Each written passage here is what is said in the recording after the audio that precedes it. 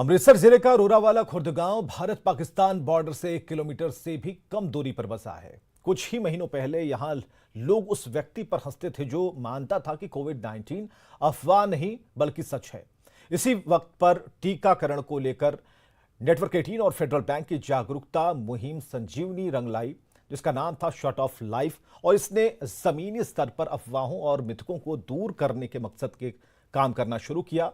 और हमें ये बताते हुए खुशी हो रही है कि जमीनी स्तर पर हमारी कोशिशों से इस दूर दराज बसे गांव में पहली खुराक के 100% टीकाकरण के लक्ष्य को हासिल कर लिया गया है। रिपोर्ट देखते हैं।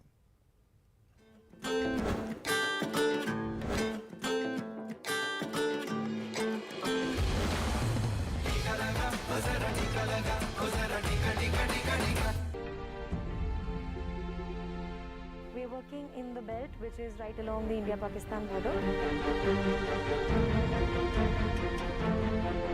Currently, we are in the village Roramala Khurd, which is right on the zero line. As you can see, it just meters away. We are working and focusing on this area majorly because of lack of economic opportunities.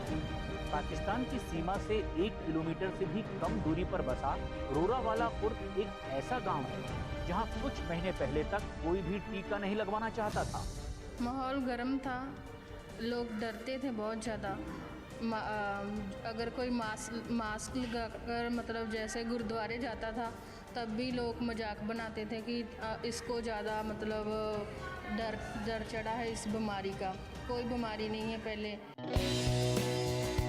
इस मुश्किल समय में संजीवनी मुहिम टीकाकरण को लेकर जागरूकता फैलाने के अपने मकसद के साथ इस गांव में पहुंची। 3 महीने की कड़ी मेहनत के बाद नामुमकिन को मुमकिन बना दिया गया।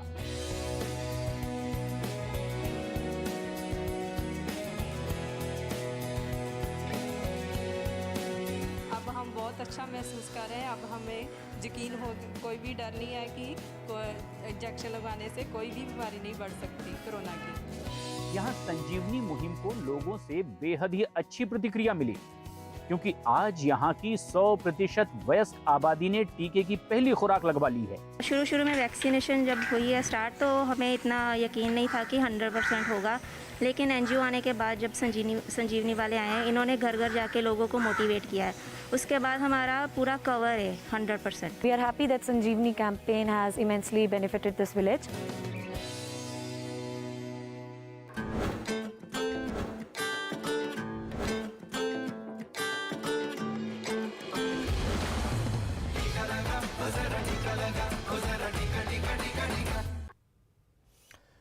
शेखपुरा जिले में जल सिंचाई विभाग की ओर से सिंचाई व्यवस्था मजबूत करने के उद्देश्य से नहर नदियों के किनारे वाटर लेवल यंत्र लगाया गया है, जिससे कि बारिश के दिनों में पानी के लेवल का पता चल सके।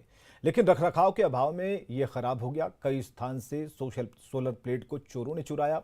शेखपुरा जिले में 15 जगहों पर वाटर लेवल जांच यंत्र लगाया गया है। और क्या है हाल, ये बता रहे हैं अजीत कुमार सिन्हा। सिंचाई विभाग द्वारा ग्रामीण क्षेत्रों में जो नहर किनारे है वाटर लेवल की जांच करने का यंत्र लगाया गया है, लेकिन दुर्भाग्य स्थिति यह है कि रख रखाव के अभाव में इसका कई यंत्र जो है चोरी भी हो गया, जिसके कारण जो लेवल पानी वाटर का जो लेवल जांच करना था उसमें व्यवधान हो रहा है, जबकि बहुत लाभदायक चीज़ था। हम यहाँ किसान भी हैं, इनसे जानेंगे कि आखिर क्या लाभ होता है और अभी क्या स्थिति बना हुआ है, बताइए। अभी तो सर यही स्थिति है, देखिए लगा है, अब चोरी हो गया इसका सोलर प्लेट, तो इससे तो फायदा किसान को नहीं है। पहले ही लगा और तुरंत चोरी भी हो गया है, जिसके कारण जो वाटर लेवल की जांच करनी थी वो बाधित हो गया है। हालांकि सरकार की योजना बहुत बढ़िया था कि अगर वाटर लेवल की अगर जांच होगी उससे पटवन का क्या व्यवस्था होगा, इसकी भी लोगों को लाभ मिल पाता। अगर पानी ज़्यादा होता तो उसको डिस्चार्ज करने की बात थी, अगर पानी लेवल सही रहता तो इसका ठहराव की भी नहर में व्यवस्था हो जाती, ताकि आने वाले दिनों में जो खेतों को पटवन करना था वो सुविधा उपलब्ध हो पाता। अजीत कुमार सिन्हा, न्यूज़ 18, शेखपुरा। इधर पटना के अटल पथ पर ओवरब्रिज पर लिफ्ट तामझाम से के साथ लगाया गया था, लेकिन 1 महीने में ही ये लिफ्ट ठप हो गया।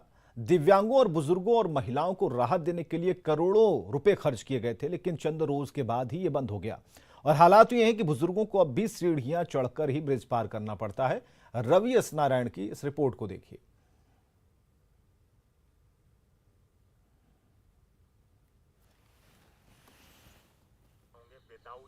पटना के अटल पथ पर पहली बार ऐसा फुट ब्रिज बना जिस पर लिफ्ट लगा हुआ है और ये बिहार में पहला फुट ब्रिज बनाया गया। लेकिन ये फुट ब्रिज पिछले 1 महीनों के अंदर ही पूरी तरह से धराशायी है। और आपको बता दूं कि ये जो फुट ब्रिज करोड़ों की लागत से यहाँ पे अटल पथ पे बनाया गया था और दोनों तरफ लिफ्ट लगाए गए थे ताकि जो लोग हैं, जो बुजुर्ग हैं, चाहे जो महिलाएं हैं, वो उनको आने जाने में दिक्कत ना हो और लंबी लंबी सीढ़ियां जो है वो नहीं चढ़ना पड़े। और ये आप देख सकते हैं कि अटल पथ है। अटल पथ के दोनों तरफ गुजरने के लिए एक ढंग से कहें कि बिहार का एक नायाब तोहफा यहाँ पे दिया गया था और पथ निर्माण विभाग के द्वारा तैयार किया गया था। आप लोग ऊपर से पैदल आ रहे हैं जी।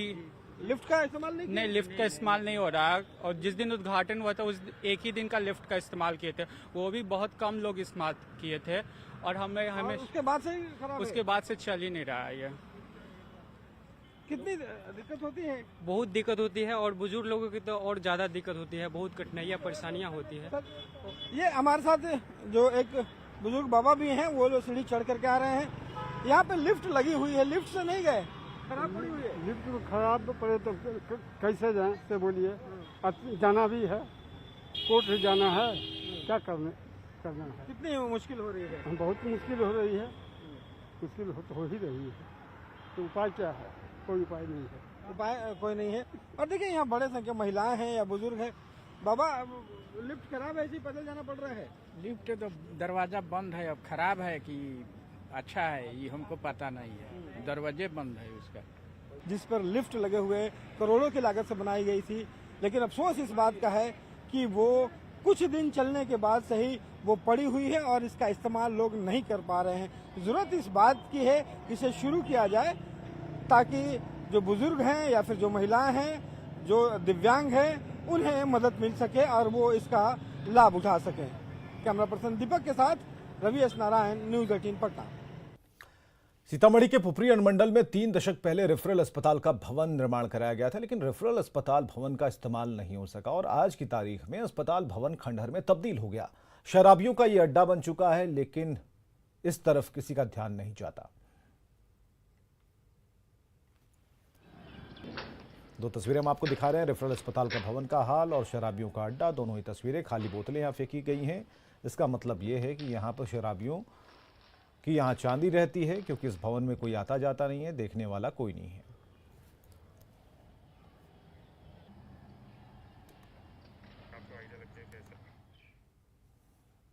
और खबरें लगातार जारी हैं, आप बने रहें हमारे साथ।